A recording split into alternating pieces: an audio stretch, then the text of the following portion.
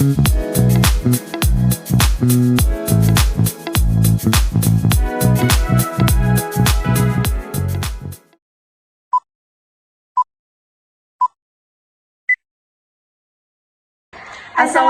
warahmatullahi wabarakatuh. Halo Sobat Suara Tanpa Batas. Selamat datang kembali di episode spesial kami hari ini yang akan membahas tentang isu global yang berjudul kemiskinan global.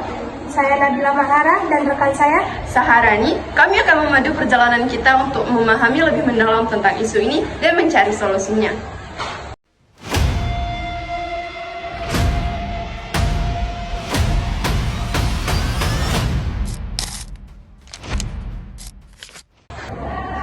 Hari ini kita sangat beruntung karena didatangi oleh beberapa narasumber kita. Ada Kak Rizka Musliani, Masita Harpipah, yang mana mereka banyak berpengalaman panjang di berbagai organisasi internasional. Selamat datang di Sobat Suara Tanpa Batas.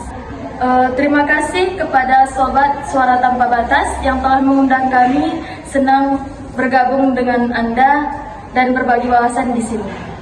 Oke, dengan Kak Rizka nih, berbicara tentang kemiskinan global, apa sih sebenarnya definisi dari kemiskinan global tersebut dan seberapa parah sih masalah ini di dunia saat ini? Nah, pertanyaan yang bagus. Secara umum, kemiskinan global sering diukur dengan garis kemiskinan ekstrim internasional.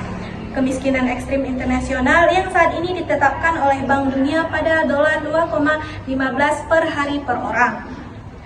Ini adalah ambang batas di mana seseorang dianggap tidak mampu memenuhi kebutuhan dasar seperti makanan, pakaian, dan tempat tinggal. Meskipun telah ada kemajuan signifikan dalam mengurangi kemiskinan ekstrim selama beberapa dekade terakhir, angka global masih sangat mengkhawatirkan. Menurut data terbaru, ratusan juta orang masih hidup di bawah garis ini, dengan konsentrasi tertinggi di wilayah sub-Sahara Afrika dan sebagian Asia Selatan.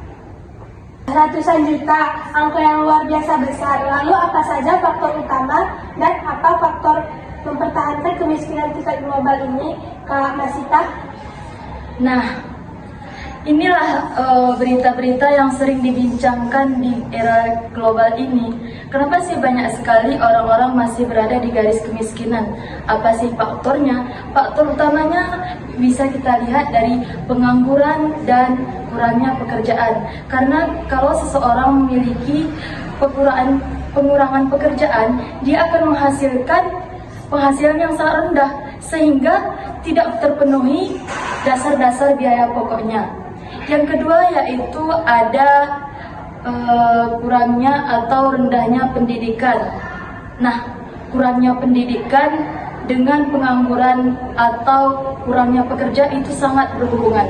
Karena kalau seseorang memiliki pendidikan yang sangat rendah, kita bisa lihat, kita tidak merendahkan orang yang tidak berpendidikan, tapi banyak sekali kita lihat orang-orang yang memiliki pendidikan yang sangat rendah, dia tidak memiliki keterampilan yang relevan dan wawasan yang luas. Nah, sehingga orang tersebut terjatuh kepada orang-orang yang pengangguran. Yang ketiga yaitu ada ketimpanan ekonomi. Sangat kompleks. Jadi ini bukan hanya masalah lokal, tetapi benar-benar isu global yang harus segera ditangani. Dari sekian banyaknya faktor, menurut Kak Nur Hafifah, faktor yang mana yang paling mendesak untuk segera ditangani? Jika harus memilih satu, maka saya akan menyoroti akses yang tidak merata terhadap sumber daya dan peluang. Ini mencakup pendidikan, layanan kesehatan dasar, air bersih, sanitasi, dan yang penting, keadilan ekonomi. Pendengar Suara Tanpa Batas, kita sudah berbincang dengan para narasumber kita tentang seluk-beluk kemiskinan global. Kita sudah membahas penyebabnya. Sekarang, mari kita beralih ke solusi. Apa saja inisiatif atau strategi yang telah terbukti efektif dalam mengurangi kemiskinan di berbagai belahan dunia? Nah, di sini kami akan memberikan solusi-solusi untuk memecahkan kemiskinan di era global. Terutamanya yaitu ada lapangan kerja dan wirausaha. Apa sih lapangan kerja? Terutamanya yaitu kita bisa melihat atau memperluas lapangan kerja sehingga seseorang bisa mendapatkan pekerjaan yang lebih mendalam hingga menghasilkan penghasilan yang lebih banyak dari sebelumnya. Dan selanjutnya memberikan keterampilan bekerja. Selanjutnya ada memberikan modal usaha ataupun bimbingan untuk bekerja.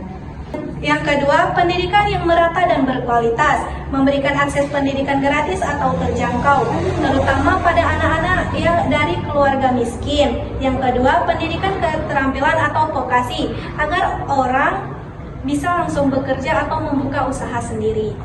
Ketiga, ada akses layanan kesehatan. Yang pertama adalah kesehatan yang terjangkau, mencegah orang miskin karena biaya obat. Selanjutnya, gizi yang baik sejak kecil dapat meningkatkan kemampuan belajar dan bekerja di masa depan. Sungguh solusi yang sangat bagus. Terima kasih banyak atas kehadiran kalian pada episode kali ini yang telah membagikan wawasan kalian.